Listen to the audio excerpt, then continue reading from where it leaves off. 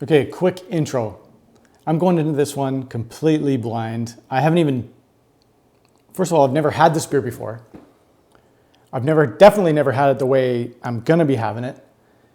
And I haven't even sampled it. So I've resisted. So it's just finished. I just kegged it and it's carbonated the way I need it, I think. And I'm just gonna go in and try it without even sampling it once. I've not tasted anything. So let's see what happens. This is for real. I ran out of my beer, I don't know, I think like a month ago. And I have, for some reason, just not been drinking beer. I don't think I've had much alcohol since I ran out of my beer. So I can't wait to get this done. This is sticking with, I think I'm gonna do a series right here. I did the English bitter, the bolt maker. I'm gonna stick to that now that I've got the beer engine. I'm gonna stay on this little kick. So the first one was the bitter. This is the dark mild. And I don't know if I've ever had this beer. So this is one of my last beers from my homebrew supplies shop, Barley's, which just closed down, unfortunately. Sad. Now I'm gonna go somewhere else to get my stuff. You know, I just started doing this like 2 years ago. Found this place. I kind of knew about it, but I didn't even get some of my initial stuff there. But I've been getting most of my stuff there since I did my first 2 beers. Just started getting in the groove of ordering from them, and I was always worried. You know, you never know with these things. Breweries are closing down. I'm not closing down, but they closed down, sadly. I put my cadmium tablet, half cadmium tablet, and I put some calcium chloride. And that's all I'm doing to the water. I've tried to plan everything out really nice. Everything lined up. I got my fermenter all ready. I just need to sanitize it. I was cleaning it ahead of time. Well, I already cleaned it when I finished it last time, but I like to do another thorough cleaning. Just need to put the sanitizer in it. Got some warmed up sparge water in the cooler. Hops are all ready to go. So now I just gotta put the grain in, start the mash.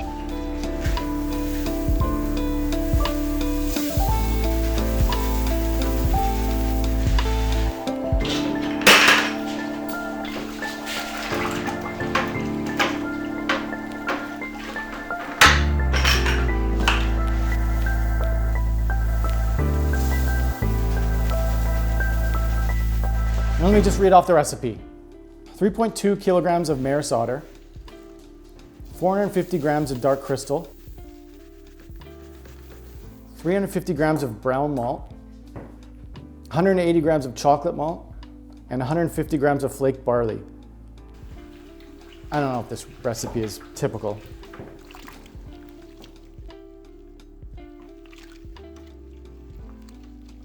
For the hops, 20 grams of East Kent Goldings at 60 minutes, 10 grams of East Kent Goldings at 10 minutes. I added 3 grams of calcium chloride for this one, half cadmium tablet, and a half in each the strike water and the sparge water, and a Whirlfloc tablet at 10 minutes, 10 minutes left in the boil. Yeast, I used 1 package of Verdant IPA. I don't know if I don't think that's a traditional one, but I used it. It's got a little bit of a fruity character to it. I don't know. Maybe that's just a slight twist in this style. It's supposed to be 3.5%, and it turned out to be a little less than that.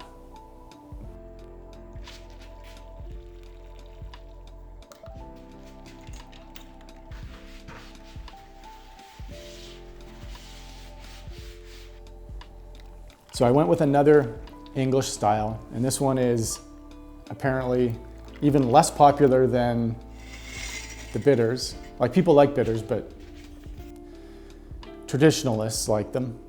They're not so popular nowadays because everywhere you go. I mean, you go to a pub and sometimes you go somewhere and you're like, oh, I'd like a nice dark beer, because it's, I don't know, for some reason I like them in the colder weather. I don't know why that is, but I'm not the only one. And you look at it and they've got like 2 options. Since I got this N-gram beer engine and I had it for my last beer, I kind of just wanted to have another one that would work well with it, so that I could try another one and maybe I'll have it figured out a little bit more. I actually got I think better, it's gotta be better, their CO2 regulator. The mini one that I've been using, just because it's a mini regulator that goes onto the little mini SodaStream bottles, which are the only bottles I can really use right now, because I don't have a fridge that I can put the CO2 tanks in.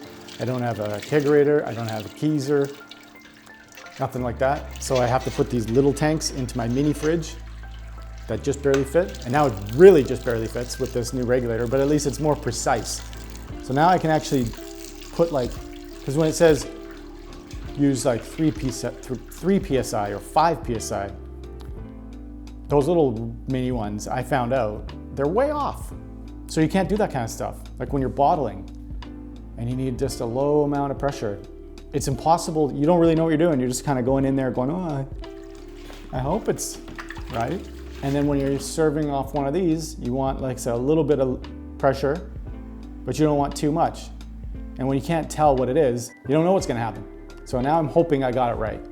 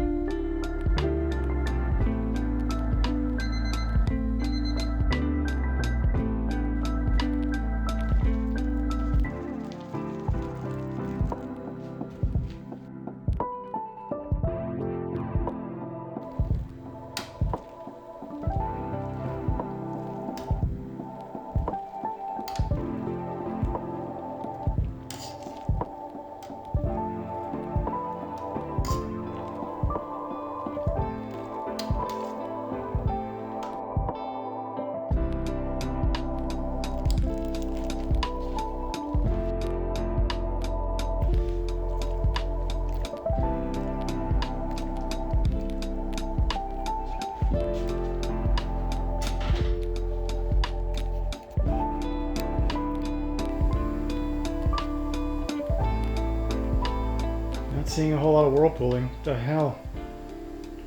Please don't be clogged. It's clogged.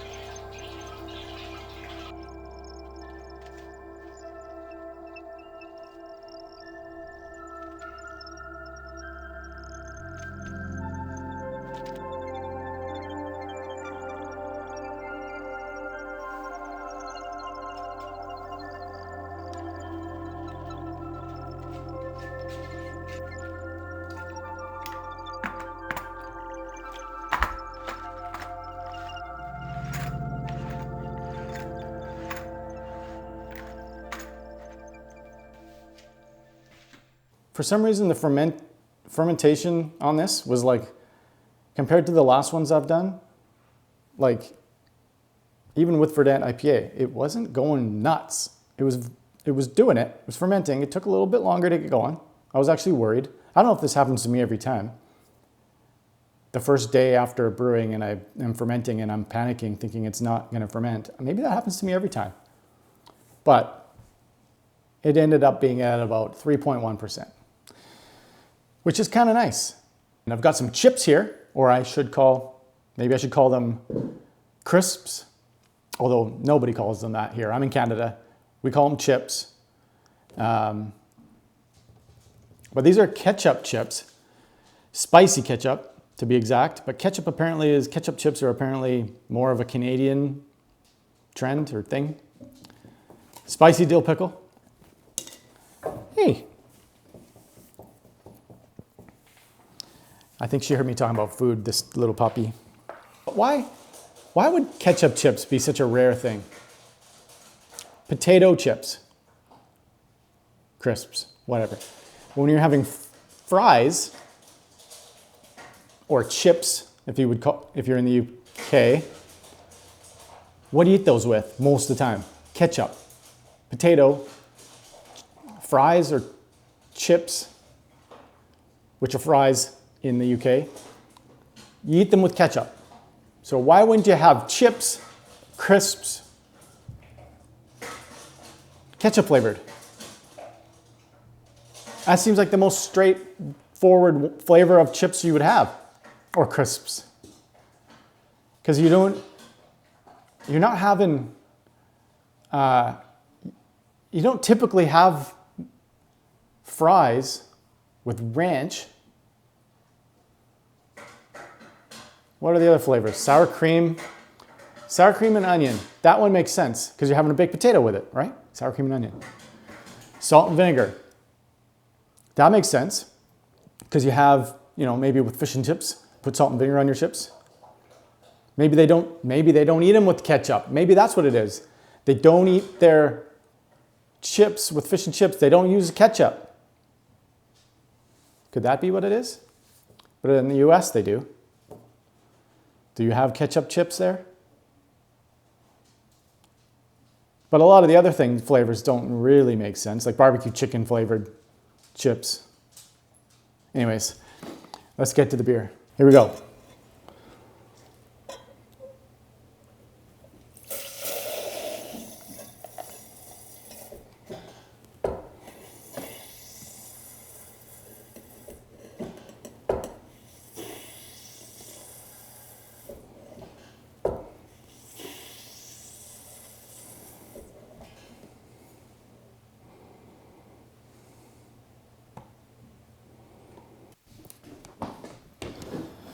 All right. I mean, I got to do that again. I got to get another shot of that because it came out perfect. See what I'm saying? Look at that. It's hard to actually see this because it's so dark. It doesn't quite look like I'll get some more shots of it, but it doesn't quite look like a Guinness, but the way it poured and the way it, what do you call that? Cascading? Very much like what a Guinness looks like. But it's almost just as dark. I know Guinness isn't also black. They are kind of you have to shine some light through this. Let me see if I can. My phone is almost dead. Yeah, see that? Can you see that? Kind of look at that. I don't know what I'm doing. Let me smell it. Oh. Where I smelled that before.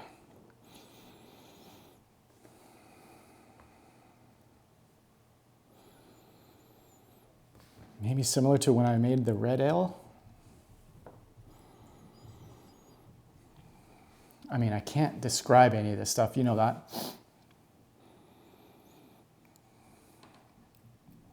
Because I don't know what either of these things. Malty? Maybe a little caramel smelling? Okay, let me just taste it because I'm not good at doing that.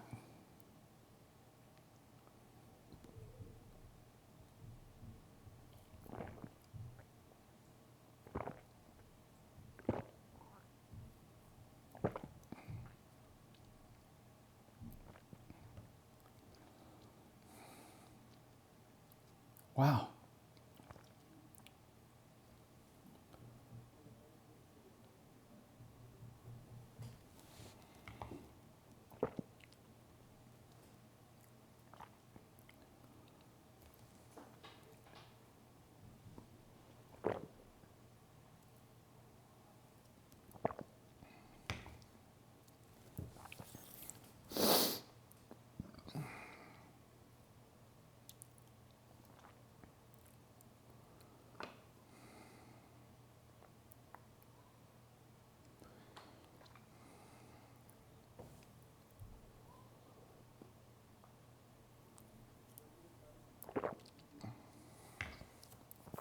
Man, for a 3% beer, this is crazy. How much flavor is in there? I'm gonna finish this beer before I can even say whether I like it.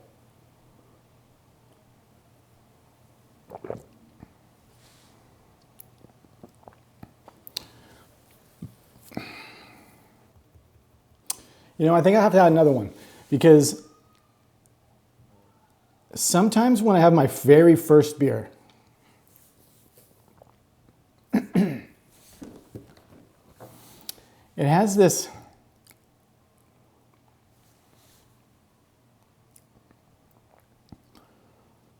dryness to it. I don't know if that's like a flaw. Kind of dries out the mouth a bit. I've had that before. That's why it makes you want to drink more of it.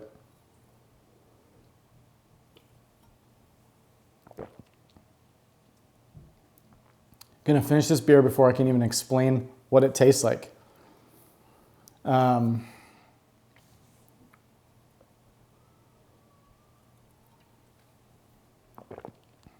I don't know how to describe it.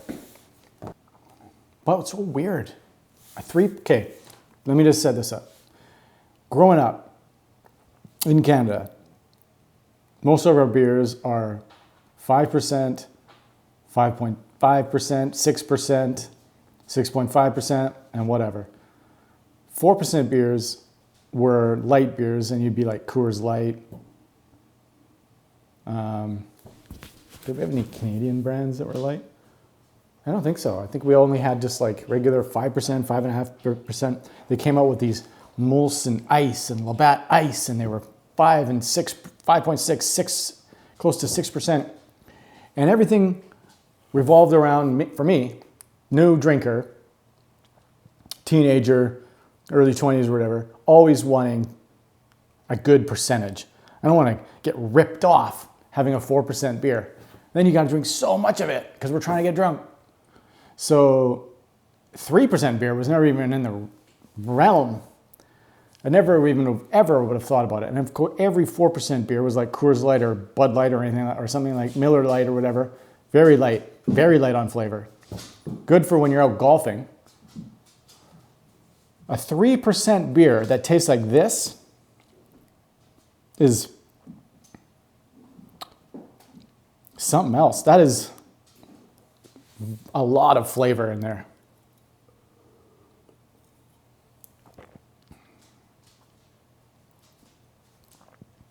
Just wish I could tell you what it was. Definitely does not taste like a stout, even though it looks kind of like one. Oh, fuck. I'm obviously just going to have another one.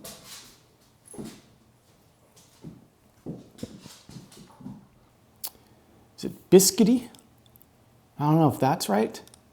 I wouldn't call it roasty, but there might be a tint of it, or hint of it, I guess you'd say. This is the most challenging one I've had to describe.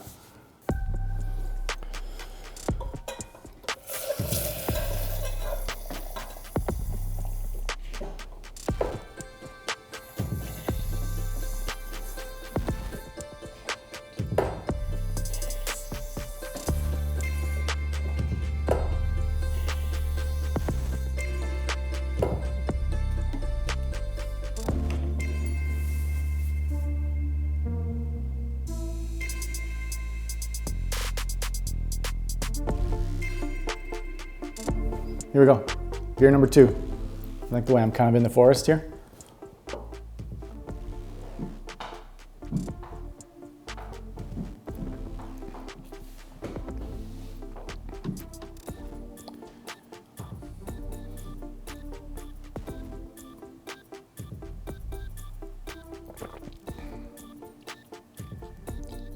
I'm gonna Google it. What does a dark, mild beer taste like? And see if I got it. dark mild is a low alcohol, typically 3 to 3.8%, malt forward British session ale.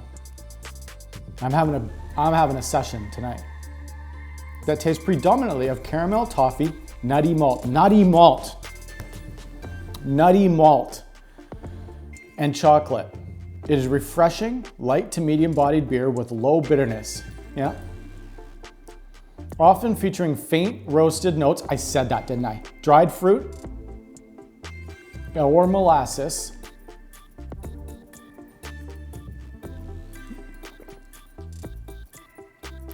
Dried fruit.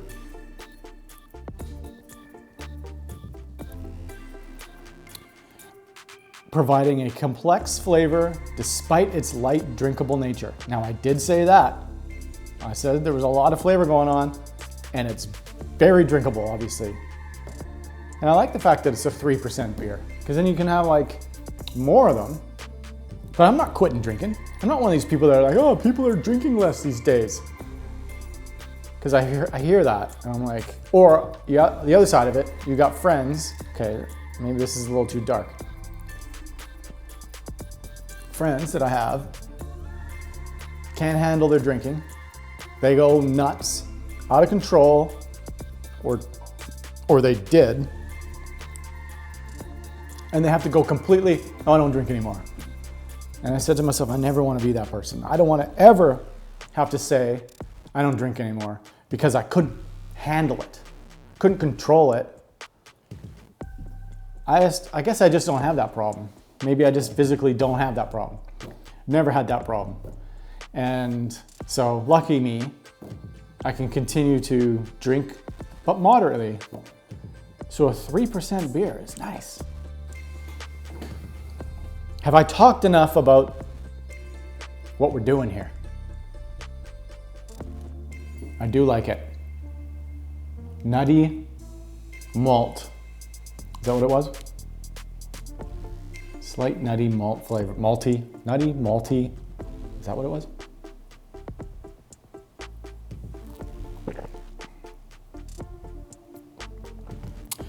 But whatever it is, it's a 3% beer with a lot of flavor.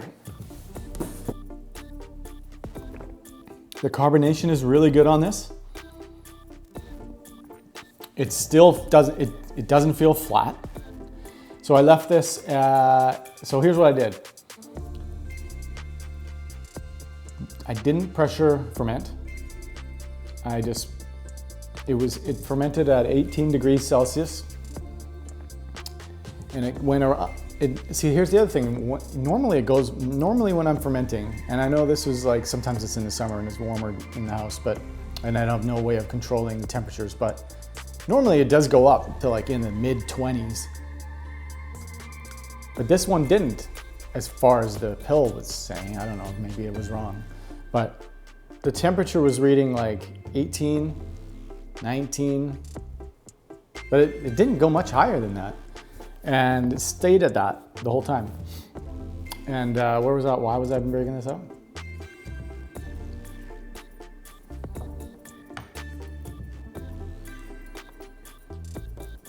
Oh yeah, so it fermented at that, and then I didn't pressure ferment, but then right as the fermentation was kind of like starting to slow down and seemingly stop, I closed off the spawning valve because I had it open the whole time, and I captured about 5 psi in the Firmzilla. And it stayed at that for maybe a week, but it was not, I can't cold crush, so it was only 14 degrees Celsius at that, the lowest it ever went, 13 maybe. So it's probably absorbing a little bit of that CO2. And these are supposed to be a lower carbonated beer than usual. So then I put it in the keg and I put it in at 5 psi in the keg. It's actually, here's my new, look at that. It's actually lower. It's like a little lower like 2 psi, whatever, but still worked. But I put it in I had it in the fridge overnight for like 5 PSI, at 5 PSI. And it seems like it definitely doesn't feel flat. Feels right, look at that. The foam just sticks around. Am I in the dark here? It looks dark. Well, the beer's dark, but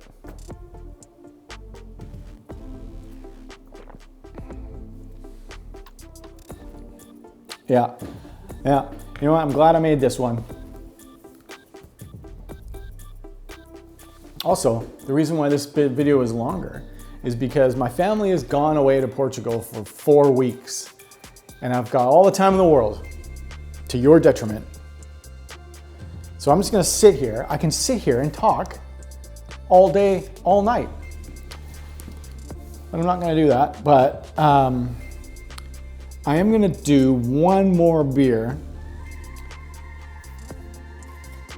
and I'm gonna do it in slow motion from where I was sitting. It looked really good from there.